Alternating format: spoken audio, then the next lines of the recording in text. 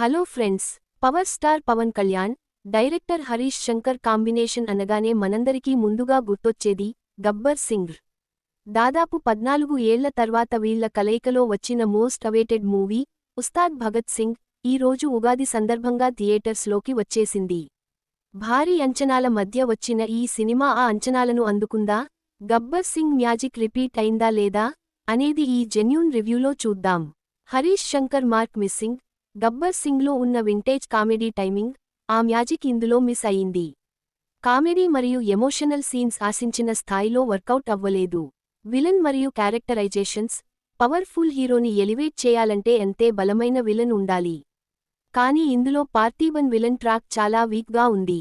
అలాగే హీరోయిన్స్ శ్రీలీల, రాశీ ఖన్నాకి కూడా కథలో పెద్దగా స్కోప్ లేదు, కేవలం పాటలకే పరిమితం అయ్యారు. Plus points: Pawan Kalyan one man show.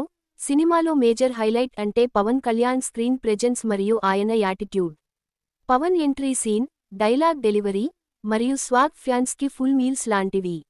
ముఖ్యంగా సెకండ్ హాఫ్లో వచ్చే పోలీస్ స్టేషన్ ఎపిసోడ్స్లో పవన్ అగ్రెషన్ సూపర్బ్గా వర్కౌట్ అయింది. మ్యూజిక్ మరియు బీజీఎం.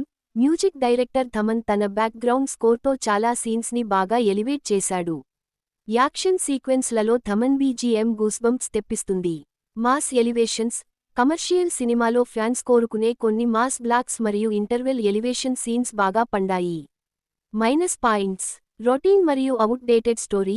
కమర్షియల్ సినిమా అయినా ప్రస్తుతం ప్రేక్షకులు కాస్త కొత్తదనం ఆశిస్తున్నారు. కానీ ఈ సినిమా రొటీన్ ఫార్మాట్లో పాత కథలా అనిపిస్తుంది.